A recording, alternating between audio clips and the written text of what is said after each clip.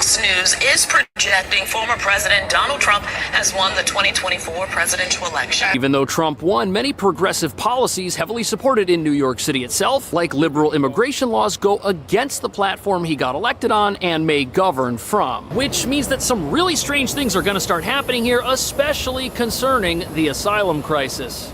Look what happened. Is this crazy? President-elect Trump celebrating victory in the presidential race. This was about 20 minutes ago. The AP declared Trump the winner over Vice President Kamala Harris. Many know about slavery, but few discuss paper genocide. We did not all come from Africa, and most of us have Aboriginal roots that were stripped away due to reclassification and miseducation. As a native Black American and a member of the Muscogee Creek Nation, I understand the importance of tracing your lineage. If you want to learn how to trace your genealogy and apply for tribal citizenship, send an email to mike@keymediapro.com to schedule a consultation. The greatest comeback in American political history. I mean, we've never seen anything like this. With the arrival of more than 200,000 migrants to the Big Apple, New York City has spent more than $5 billion on the migrant crisis. New York and New Jersey, blue states, how might these election results be felt in our area? That's the story of the whole election, is that Donald Trump did better in Democratic areas than he did last time around. A new warning about a dangerous Venezuelan prison gang making deeper inroads in the U.S. The Department of Homeland Security says members of the notorious Tren de Aragua gang are increasingly drawn to sanctuary cities. I mentioned how President-elect Trump outperformed his 2020 numbers, even in blue areas. Let's put a finer point on that. In 2020, he lost New Jersey by about 16 points. This year, he lost New Jersey by about 5 points. So I would expect that Democrats are going to continue to try and run to the right, they're going to try and run to the middle, and they're going to try and be the moderate or centrist party. But they got some work cut out for them, because I think many people tie the Democrats to the far left. They don't want you to remember this. You not no slave, you indigenous. Fuck how they painted them Indians. You went to war with the French and the British, man. Quite frankly, you was kings Merovingians. They took the women and men, made them prisoners, raised up the children to worship their images, set up a lab to the genes, and they mixed them, and this shit get way deeper than your pigment. What?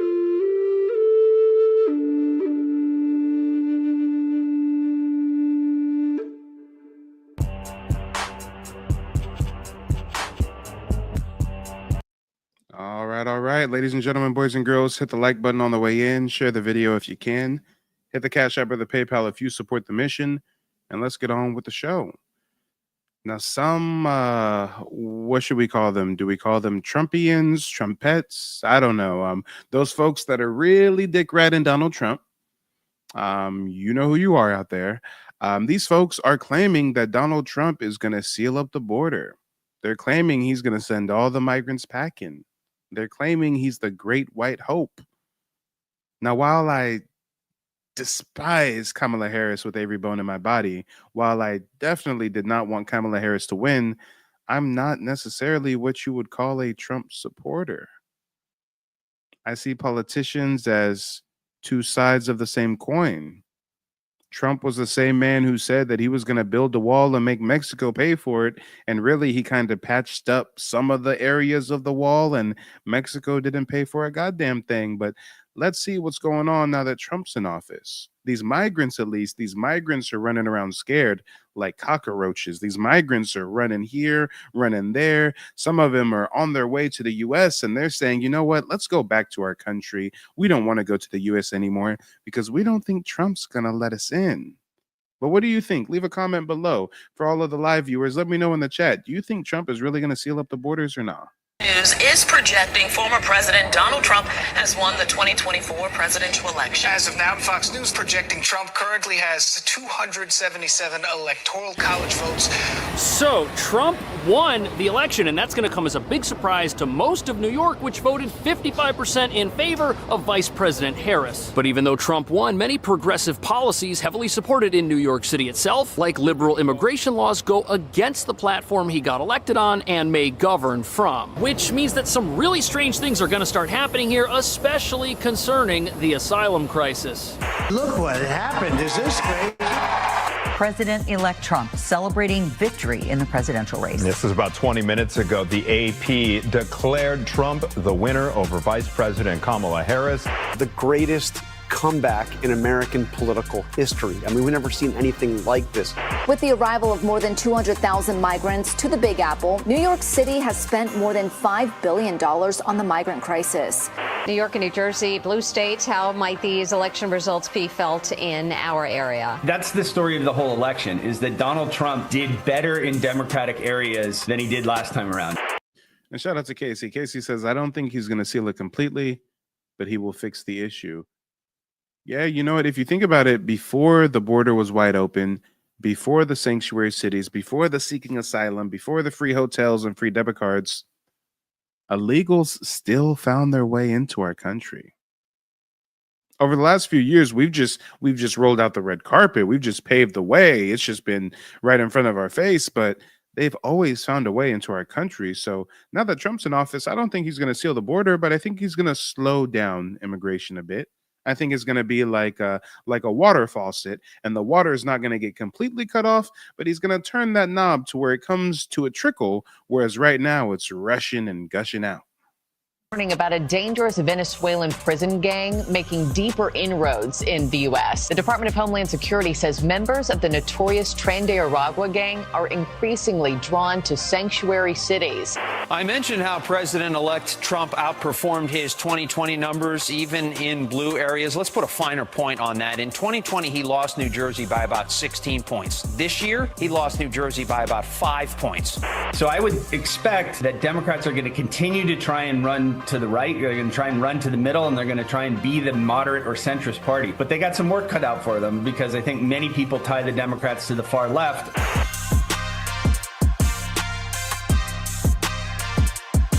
So Donald Trump has defied the odds and become president of this country once again. But what nobody's talking about is that this totally changes New York City's relationship with our federal government, and it's going to have a massive impact on immigration, but not in the way most people think. Because in many ways, New York City is and remains the focal point of the asylum crisis here in America. And when this crisis first began, Mayor Adams was initially receptive to the idea of thousands of folks coming here to seek a better life. But after thousands came, thousands more decided to do the exact same thing, and as of right now, we've got over 212,000 people who've come to New York fleeing poverty, seeking the American dream. And because of New York City's generous right to shelter rules, everyone's been offered a free place to stay, which is great because it's kept families from having to live out on the street, but it hasn't exactly been sustainable, which is why many of those same families are now being evicted from New York's shelter. Yeah, I'm sure a lot of you guys may have not seen it in the news lately, but even Mayor Adams is changing his tune on the migrant crisis. Mayor Adams got pressed during a conference or some kind of press briefing recently, and he's really changing his tune on the whole migrant situation. At first, it was like, oh no, we have to help these people, let them come here, let them seek asylum. Now he's talking like, nah, we gonna kick them out, but we just gonna do it ethically. Thank you. How are you? I'm all right. How are you? Two questions. First, you've predicted that mass deportations won't happen in New York City. You said, I'm sorry. You predicted that mass deportations won't happen in New York City. I predicted that? Yes, you've said that they won't happen here. Okay, I don't know about predicting, but go ahead.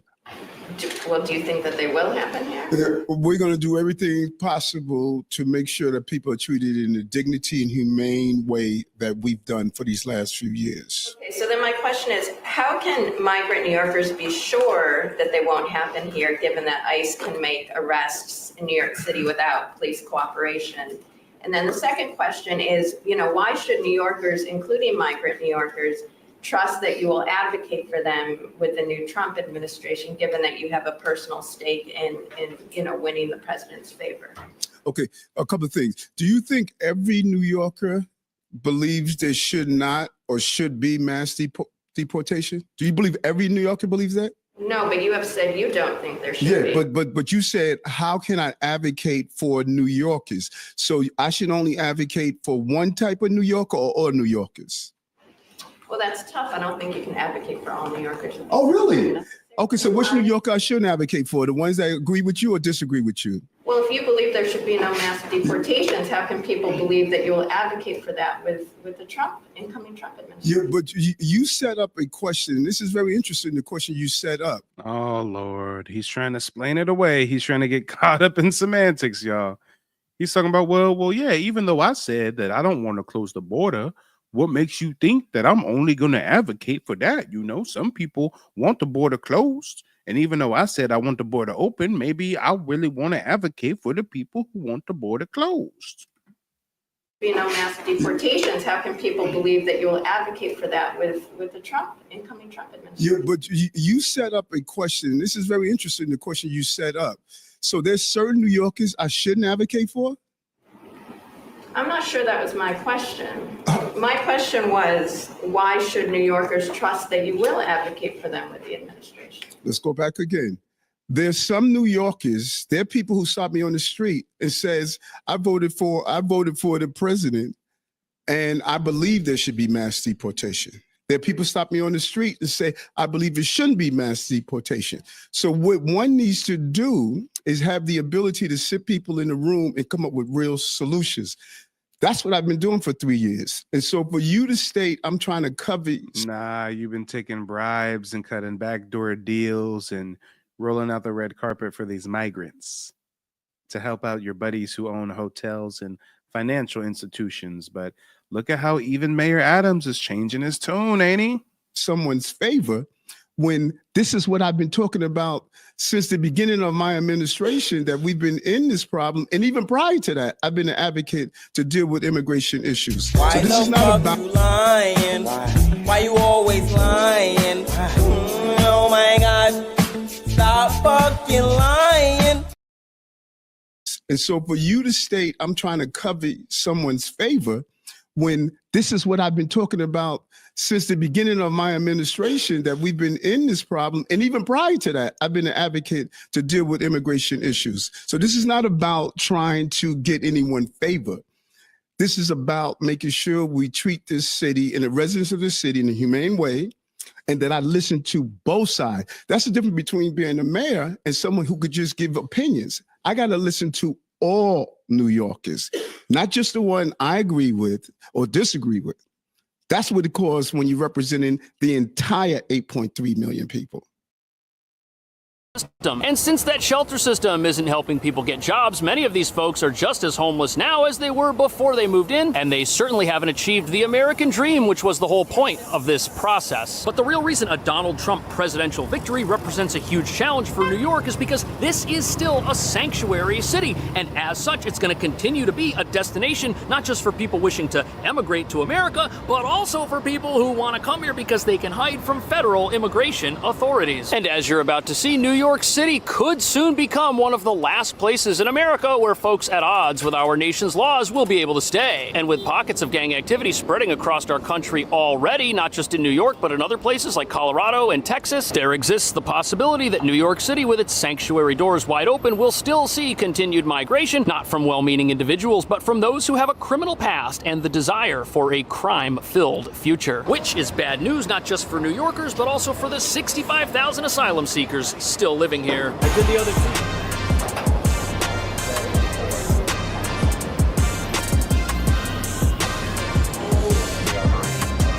So here we are, Trump Tower. That's the front entrance. It's about 12 o'clock the day after the election. And it's not too crazy. No protesters, nothing wild, no megaphones, no crowds. But some people here might start doing that once the new president takes over and starts doing things that they disagree with. New York and New Jersey, blue states, how might these election results be felt in our area? In New York, there's actually a number of congressional seats that seem to have gone from Republican to Democrat. And right now, that's the last chance that the Democrats have to hold on to any of the House. They lost the Senate, they lost the presidency. So that could be a big deal nationally. So according to the official results, as a state, New York voted 55% in favor of Vice President Harris. New York is not a state that voted for President Trump. For reference, in 2016, Hillary Clinton won New York State with 59% of the vote, and President Biden outperformed Hillary, winning over 60% of the vote in New York. Which means that even though Donald Trump may have won a stunning victory, and even though this may be one of the greatest political comebacks of all time, he didn't win New York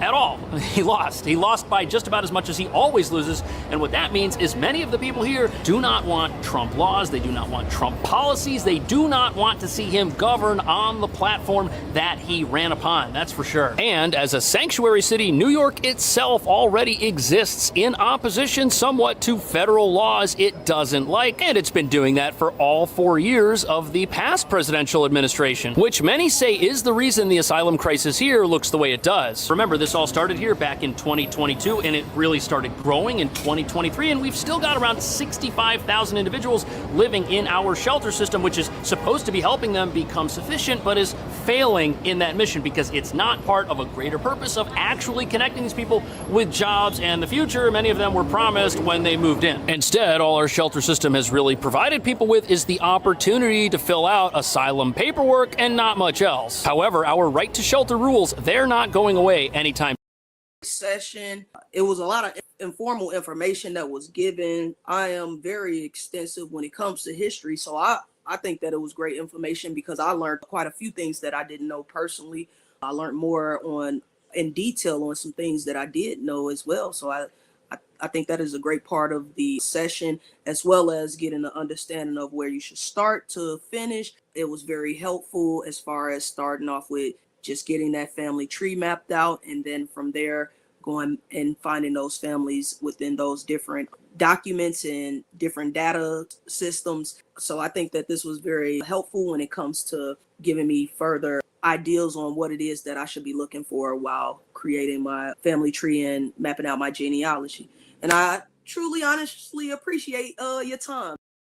On our recent ballots. That was not something that's been voted on, and even if a new president does come in and close our borders completely, there are still thousands of people in this country right now with legal permission to be here waiting for their asylum cases to play out. And unfortunately, there are also quite a few people in this country that have ties to dangerous criminal organizations. We're talking at least 600 known associates of a dangerous Venezuelan gang. Tren de Aragua is the name of it, which started in a prison in that country a few years ago. And that gang is now here. There have been reports of gang members living in some of the city's own funded shelters that are supposed to help asylum seekers, creating a situation here that's not only very bad for the people the asylum crisis is named after, because they can't actually get the help they need or achieve anything if gang members with weapons control where they live and exploit them, but this is also a potential problem for New York because of how popular Donald Trump now is on a national level. He didn't just win an electoral victory, he also won the popular vote. It's very likely that he could govern on what he ran on, and some in New York may see this as an opportunity to oppose that by doubling down on sanctuary-type policies that don't actually help people who really need it. While we're speaking of New York and New Jersey, are you surprised to see the actual total numbers? Usually these are obviously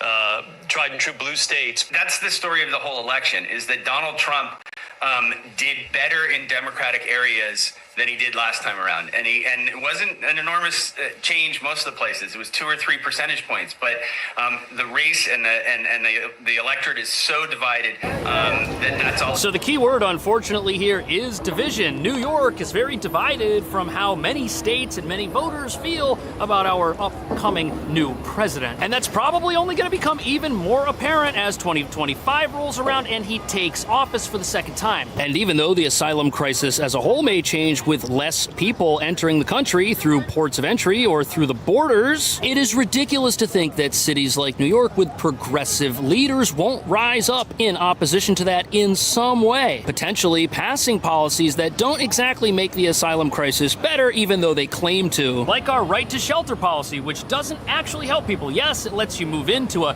former hotel or into one of the gigantic tents out on Randall's Island, but it just does that. It's not actually helping people get on their feet and achieve the American dream, yet it exists, and it's something Republicans complain about, so maybe more of that will keep happening, even though it's not actually benefiting the very people who move into those shelters. Again, these are dangerous environments in many cases. Police are banned from going inside of them because this is a sanctuary city, so our local law enforcement that has plenty of resources to keep the president safe with all these checkpoints and stuff over here, they're not allowed to go into our shelters and patrol them looking for people who might be breaking the law. They're only allowed in if they've got a warrant for a specific individual, and what this does is this creates places that are more akin to like a minimum security prison because you've got gang members who are actually in charge in there. I don't know, guys. I think some of you Trump supporters are going to be looking real stupid Y'all are running around on social media saying Trump just elected a new border czar and Trump's going to close the borders and blase, blase, blase, blah. But while I do acknowledge that him as the commander in chief will greatly slow the illegal migration, I don't think he's going to solve it. I don't think he's going to fix it.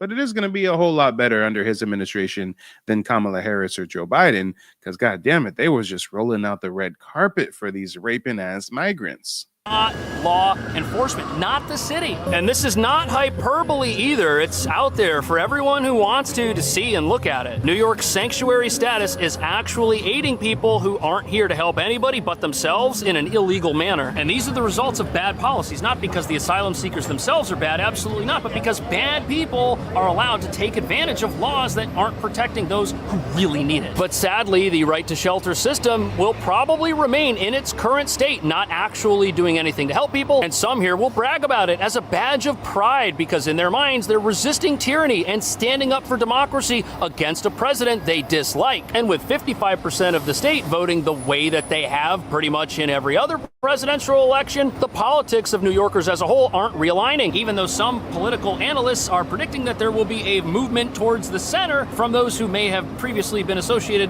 with left-leaning policies.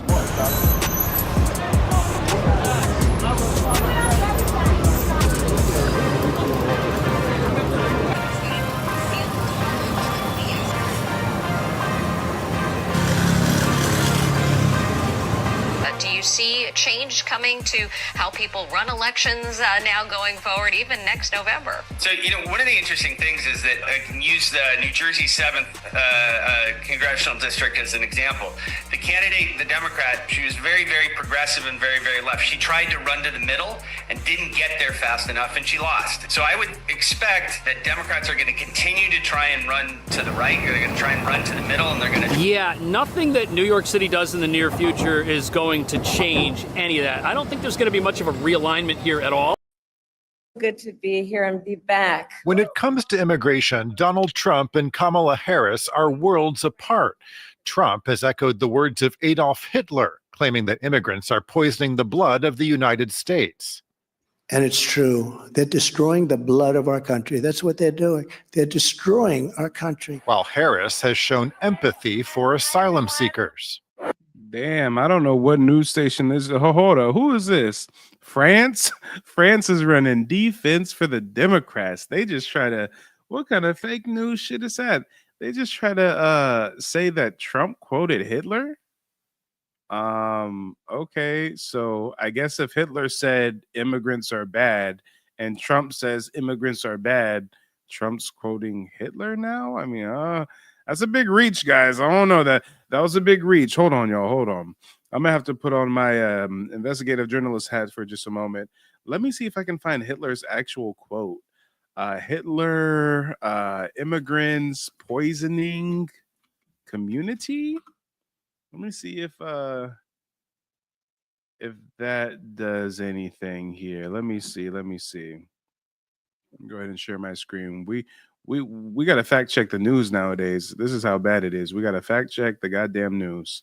Trump says he didn't know his immigration rhetoric echoes Hitler. That's part of a broader pattern. Okay, let's see. How did he echo Hitler? He faced criticism for repeatedly harnessing rhetoric once used by Adolf Hitler to argue that immigrants entering the U.S. illegally are, quote, poisoning the blood of our country. Trump insisted he had no idea that one of the world's most reviled and infamous figures once used those similar words. Yeah, I know I didn't have any idea. Let me see. The Nazi dictator spoke of impure Jewish blood poisoning Aryan German blood. Okay, so Hitler used the word poison. And Trump used the word poison. So I guess Hitler owns a patent or a trademark on the word poison now. Okay. All right. That was a hell of a reach, y'all. That was a hell of a reach. Trump is Adolf Hitler reincarnate. Let them tell it, because the man mentioned poisoning. And Hitler also used the term poisoning. Okay. Most people don't want to leave home. And when they do, it is usually because either they are fleeing some type of harm or they cannot take care of the simple and basic needs of their family by staying where they are. It's estimated there are some 11 million people living illegally in the U.S., 7 million of whom are known to the government. During his first term as president, Trump enacted travel bans on Muslim-majority countries, implemented a policy of separating children from their families at the southern border, and made some advances reinforcing a wall along the U.S.-Mexico border.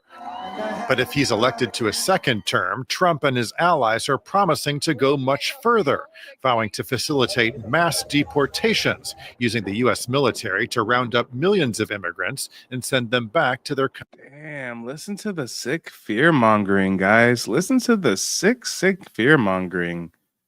So let this French news station tell it. Trump is going to gather up the military, and the military is going to round up all the migrants and mass deport them like some mass exodus. I mean, damn, they are reaching so far, guys, so far. Ugh. Of our notable elected officials were able to win by landslide margins without changing anything. And Alexandria Ocasio-Cortez, she won 70-30, which means she was more popular in her own district than Vice President Harris was on a state level. And she's going to be under a lot of pressure because as Donald Trump starts his second presidential term and starts doing things, there won't be too many progressive voices of opposition if people start moderating like they very well may in other parts of the country. Many of our local progressive leaders will be looked at as the voice of reason, and local progressives probably aren't going to change their positions on anything from immigration to inflation to jobs to taxes. Nope. And as far as local politics here goes, I don't think you're going to have this running to the center, so to speak. It might actually be the opposite. You may have people take more extreme positions than they did in the past because there is so much national progressive pressure, but it can only go to those who still hold views that are in direct opposition to what people in many parts of the country, including swing states, voted against. And there's going to be a lot of people in New York who see their beliefs as a counterbalance to what they think is a problem for America. And there's still a large portion of the traditional media world that is very upset with this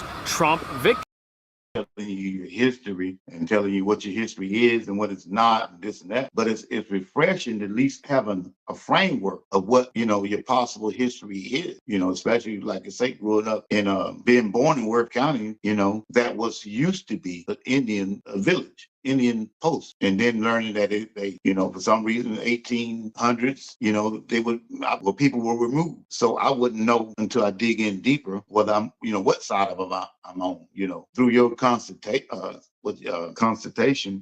where you kind of put some perspective to it. If it, like you said, if it was only 4% of Africans that was brought here to this land.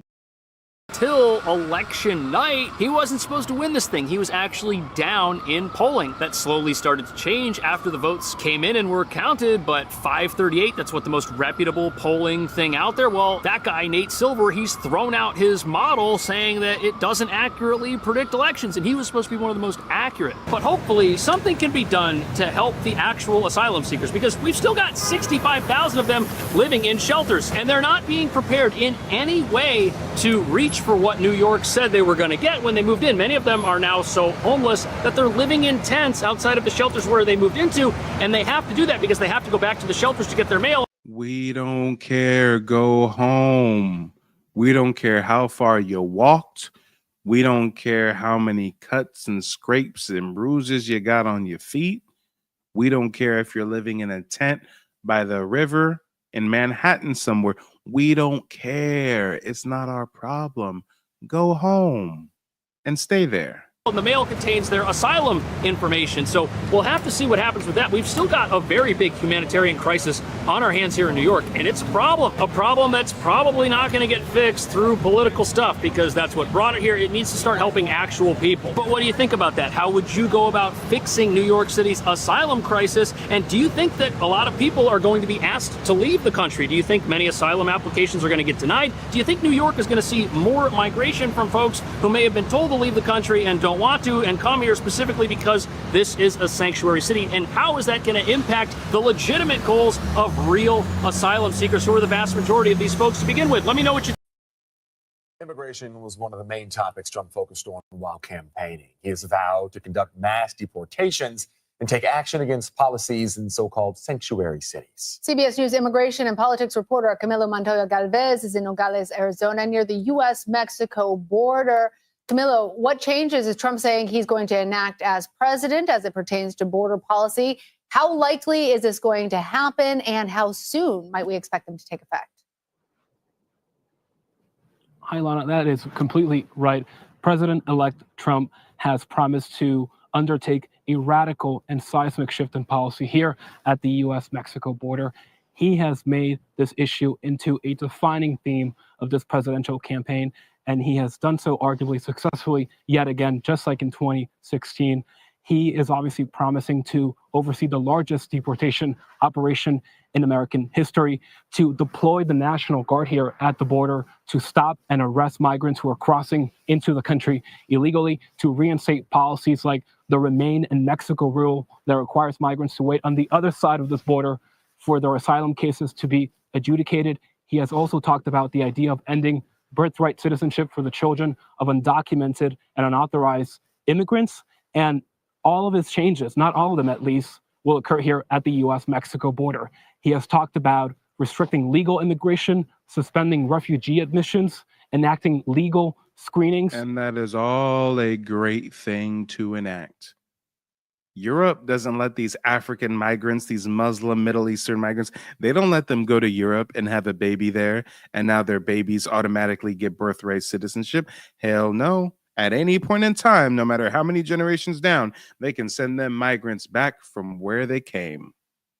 So I don't know why they're trying to paint Trump like he's Hitler or the devil himself for trying to end some of these programs that migrants have been abusing for decades now. Ideological screenings for legal immigrants, and also reinstating that notorious travel ban that mostly affected Muslim majority countries. And unlike 2016, a lot of his allies believe that the public is now behind them on these policies. After all, poll after poll is showing that more Americans are supporting and embracing tougher immigration policies, including that mass deportation operation. All right, Camilo Montoya Galvez. Thank you, Camilo. Illegal immigration continues to make the headlines for the Trump administration. And with his second term in office, he's vowing to round up nearly 13 million people nationwide. Western Mass News reporter Reagan Stoddard joins us live. Can we get a quote? Did Trump actually say, quote, I plan to round up 13 million people nationwide? I mean, go on. Hey, this is why I can't watch the news. I mean, I'm too intelligent for it, I guess. I mean, like, some of y'all actually fall for this shit?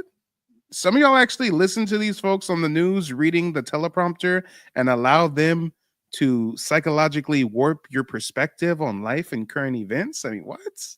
Huh? Okay. In studio with more information. Reagan? Abby and Chris, over the last several years, Massachusetts had been home to shelter a large amount of migrants. And with President-elect Donald Trump back in office come the end of January, his continued policies could pose as a threat to those undocumented. For me, it's so beautiful. It's amazing. I see now this a lot of people support me. It's very happy for me. Back in 2019, Western Mass News spoke with Lucio Perez, who at the time was an undocumented immigrant seeking sanctuary at First Church Amherst since 2017. Perez received support for years from the community and church, and in March of 2021, he was granted a stay of removal. Now, with President-elect Donald Trump starting his second term in office in January, his plans for immigration can threaten those seeking refuge in the United States like Perez. On Sunday, Trump's former head of immigration and customs enforcement, Tom Homan, who Trump announced would be joining him once again for his second administration, shared his thoughts on immigration. I got a message. As a guy who spent 34 years deporting illegal aliens, I got a message to the millions of illegal aliens that Joe Biden's releasing our country in violation of federal law. You better. Guys, this is how propaganda works. I used to be a victim of it. I used to think years ago, back in like Obama era and stuff, when Obama was deporting everybody, right? Even back then, I used to think, oh man, those Republican conservatives that want to close the border and end birthright citizenship and deport people, and the news says that they're breaking up families. I mean, those racist Republicans, those racist, prejudiced Republicans. But now that you grow up and you mature and you look at everything that's going on, why is it that it sounds so crazy to say we should deport illegal immigrants? Why is that a crazy notion? Why does that make somebody the bad guy for saying, hey, we should kick out people who are here illegally? Matter of fact, it's got so crazy with the PSYOPs. Have you guys noticed that mainstream media will not even refer to these motherfuckers as illegal immigrants? They will not call them illegals anymore. They will not call them aliens. They just call them migrants. The migrant crisis. The migrants. The migrants. No, they are illegal immigrants. They are illegal aliens. Cue the X-Files theme, y'all. I want to believe.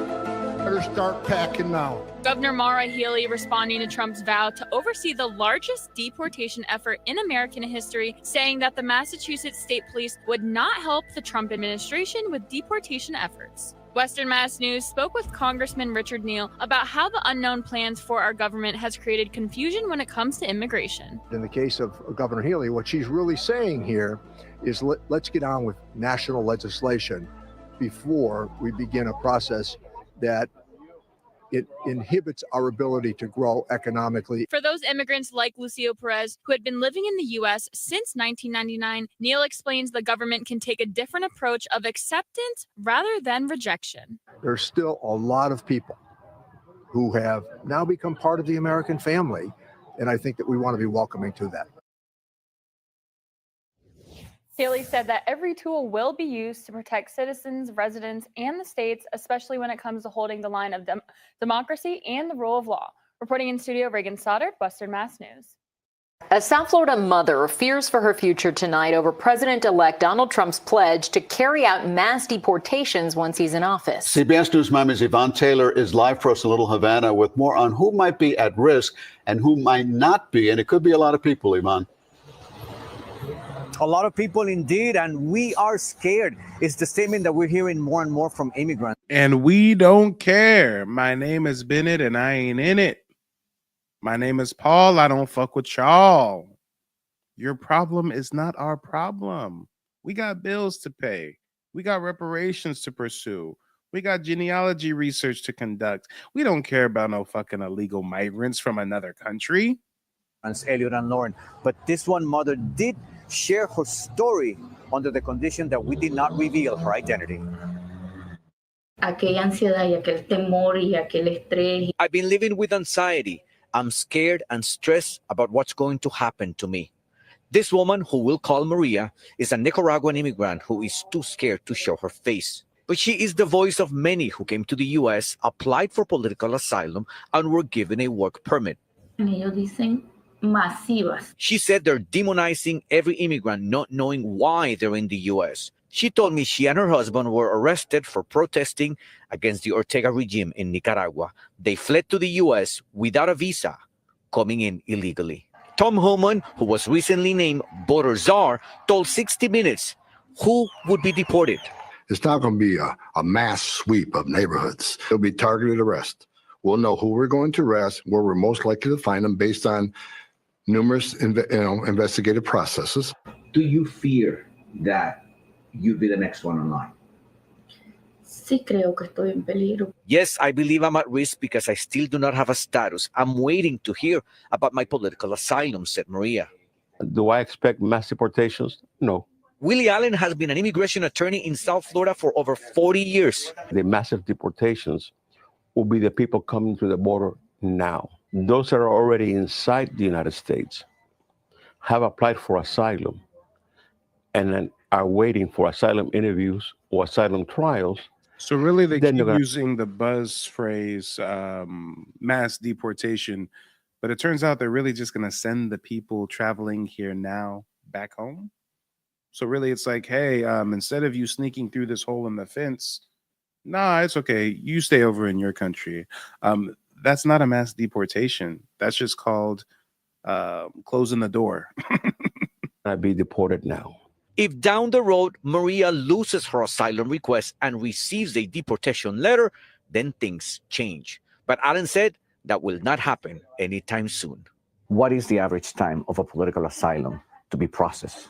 I have individual trials set for 2027, 2028, 2030.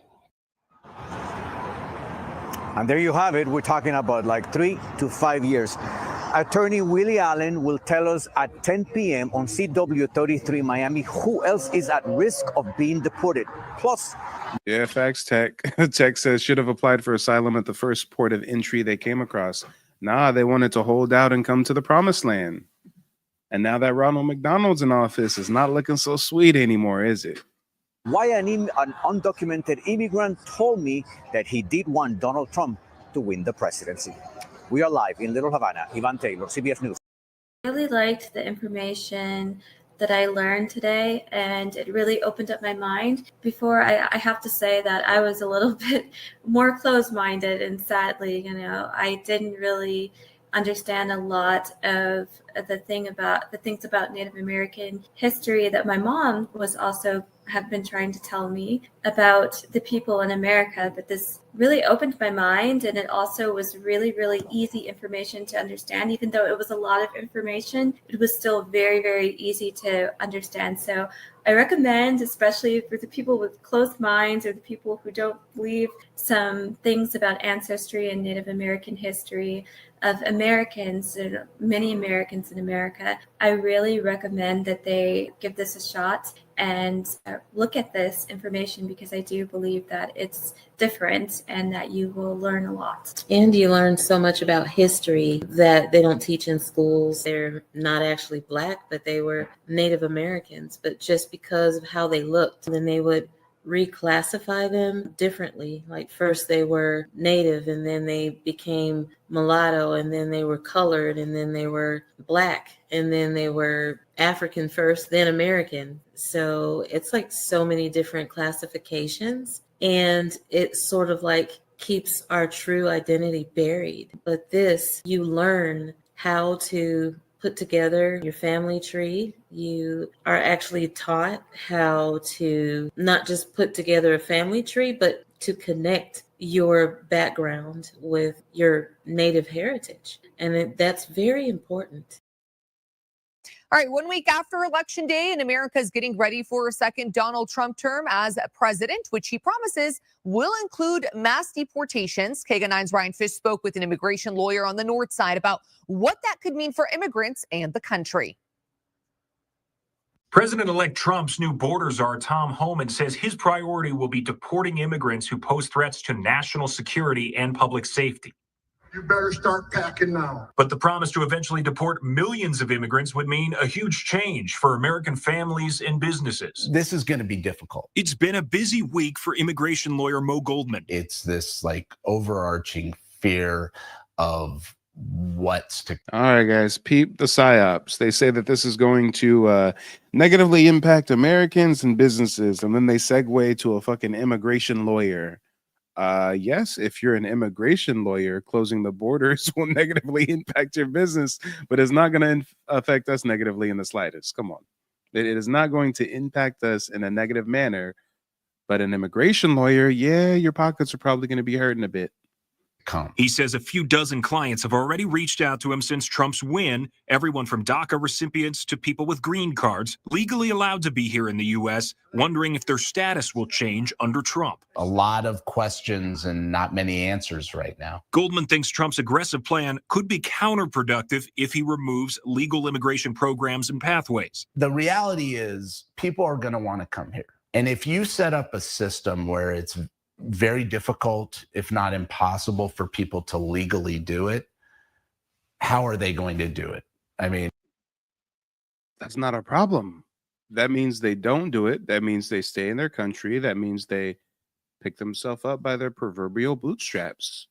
Come on. Oh, but if we make it hard for them to migrate, then how can they migrate? They don't. or they follow the legal process, no matter how many years it takes. And it's going to be a situation where they're going to look for other means. And a lot of times it's not the legal way to do it, and I don't endorse that, but that. Oh, such a slick immigration lawyer.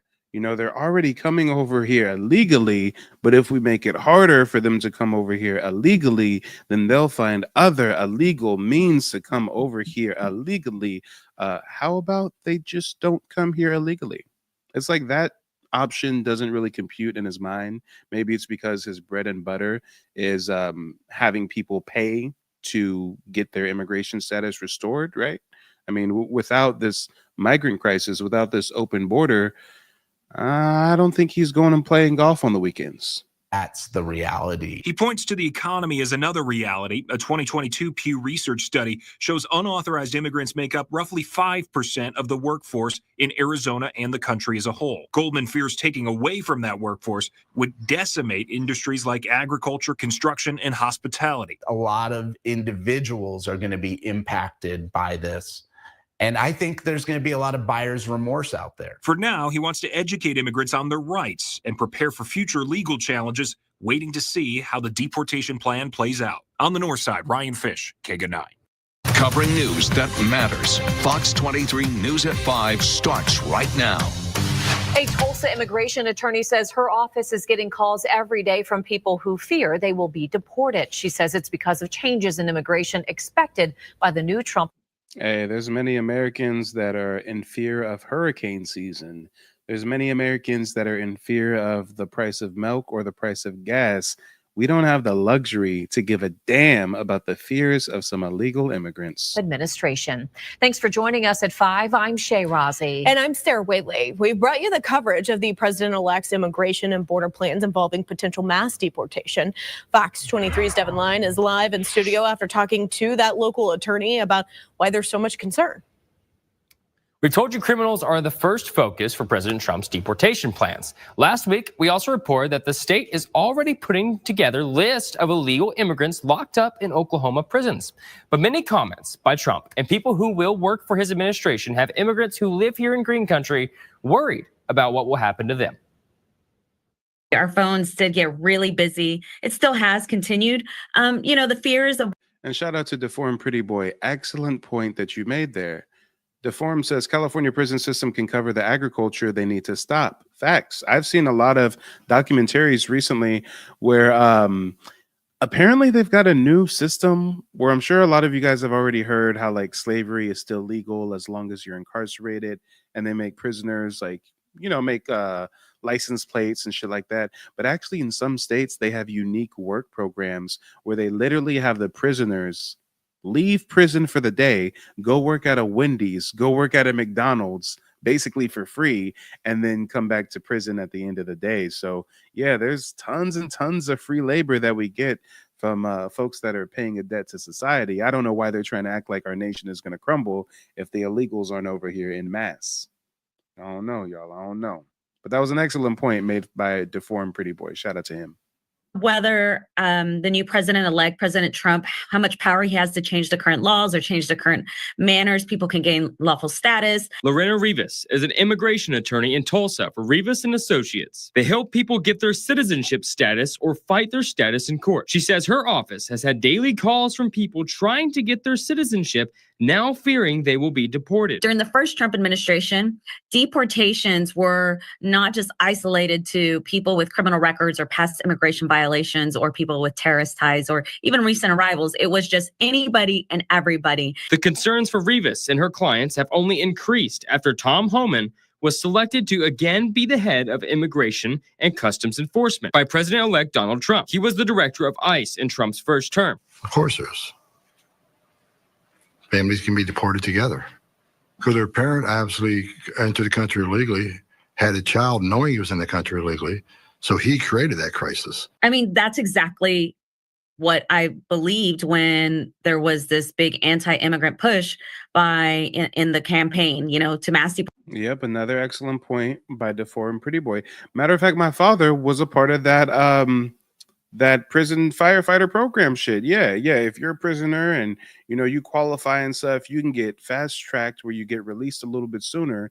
And what do you have to do to get released sooner? You got to go to the fucking forest and fight fires, y'all. If you know anything about California, and you know every summer half of the state is on fire. All the forests, all the national areas are on fire, and they send prisoners over there to battle the flames in hopes that they get released a little bit early. So yeah, we've got a lot of exploitative means of procuring free or cheap labor. I don't really think we need the immigrants that much. They want us to care that Russia's invading Ukraine. It's not our business. They want us to care that Palestine is in conflict with Israel. That's not our business. They want us to care that migrants are in fear because Trump won the election. That's not our business. Deportations, of course. Lorena says if Trump wants to change immigration laws, he needs congressional approval. However, there are some things he can do by executive order. The Congress has to make movement, and Congress has been very unable to do much of anything in terms of immigration. So the laws themselves, I don't believe will be changed. A concern for Rivas and her clients are DACA recipients, deferred action for childhood arrival, which are those who have to reapply every 2 years. DACA falls under an executive order from the Obama administration. It is not an actual law. But now that could possibly get taken away, leaving a lot of valuable members of our community without ability to provide for themselves and without that security of being able to live here in the United States. Despite maybe possible gloomy times coming or making things difficult, I'm confident because of the resiliency. Gloomy times for who? Difficult for who? Where? Stop it, lady. Stop it. Stop the cap. Por favor. I don't mean to sound like an elitist, but when you're a native Black American, you don't have to concern yourself with the plight of migrants. Evening, I had a consultation, a genealogy consultation to figure out my Native American ancestry. And I was given a lot of valuable information this evening, from the origin of the tribes to the different ethnic breakdown to how everything was ran and colonized before the discovery of Columbus, and after he came over here. So I think that you will find the value in the information as I did.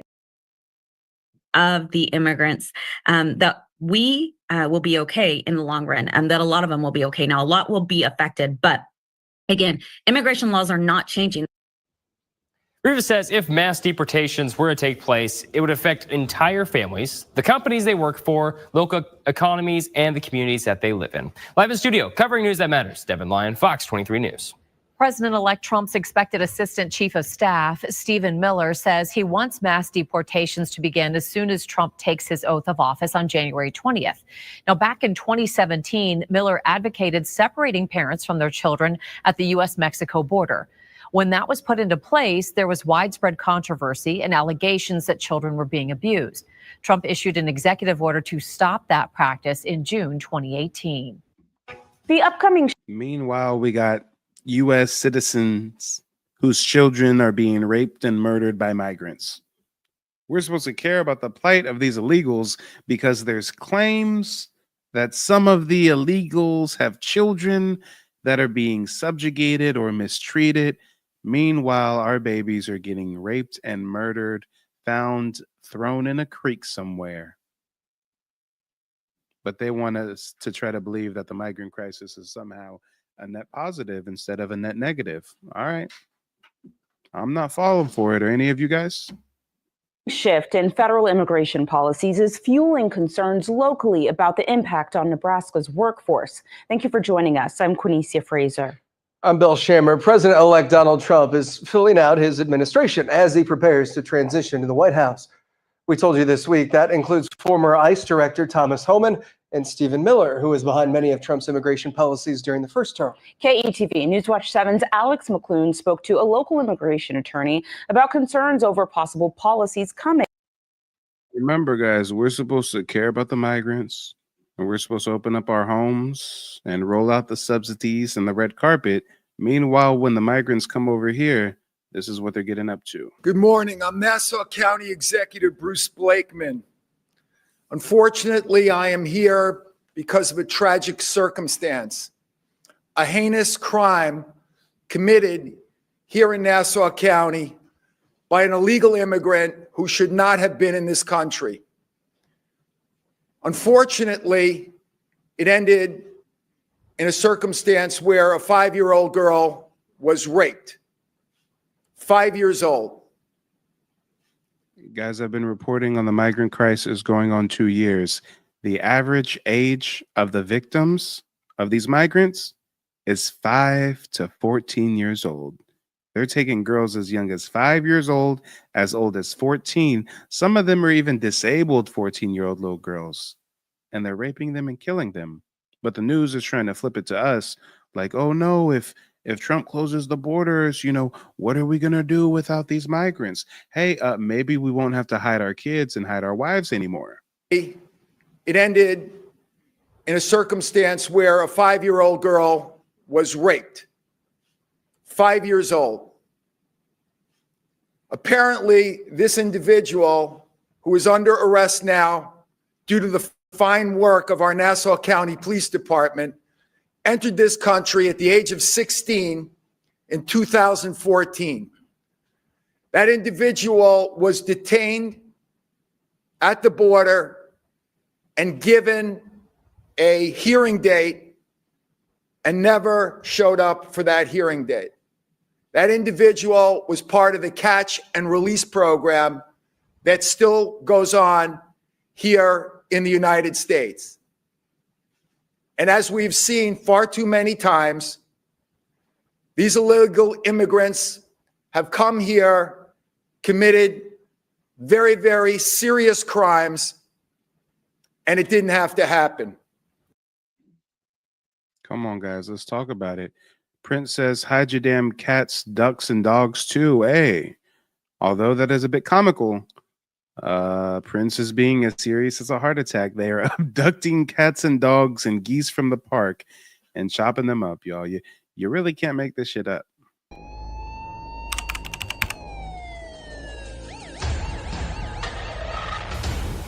The 22-year-old migrant from the Republic of Congo is facing sex abuse charges allegedly involving an employee of the agency providing services to migrants. The 22-year-old came to Cheektowaga on a bus from New York City. District Attorney John Flynn says Kindo Jancy is accused of committing an act of sexual misconduct against a female employee of that healthcare service provider hired to help the asylum seekers.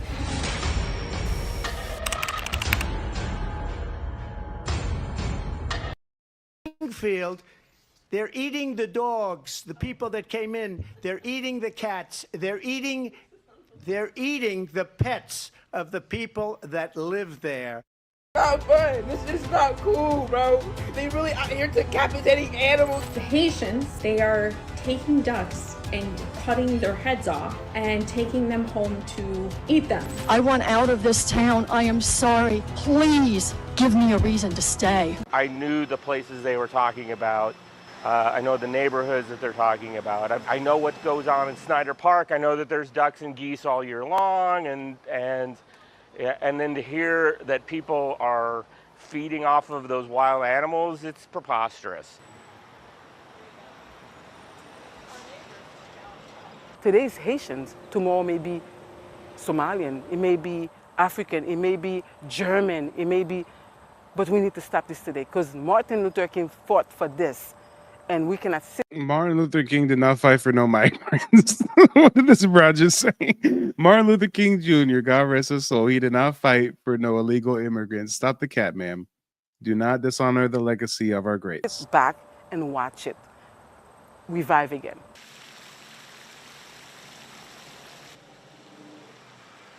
They have fear, a lot of fears going on right now. Some of them are talking about leaving Springfield. Some of them are scared for their life. It's a little bit tough for us. 27-year-old Alexis Farrell was eating a cat on the 1100 block of 13th Street Southeast in Canton. Stand up. Officers on scene placed Farrell in handcuffs as a crowd of onlookers watched. Put your hands behind your back. Someone got rubber gloves. She's covered in blood. Police believe she killed the cat before eating it. One writing they saw blood on Alexis's feet, hands, and fur on her lips. Many know about slavery, but few discuss paper genocide. We did not all come from Africa, and most of us have Aboriginal roots that were stripped away due to reclassification and miseducation. As a Native Black American and a member of the Muscogee Creek Nation, I understand the importance of tracing your lineage. If you want to learn how to trace your genealogy and apply for tribal citizenship, send an email to mike@keymediapro.com to schedule a consultation. All right. Well, ladies and gentlemen, boys and girls, that's all I have for you this evening. Who was the wise person that said it in the chat? I think it was Prince. Yes, it was Prince. Hide your cats, hide your ducks, and hide your dogs. I'll see you guys tomorrow. Stay vigilant.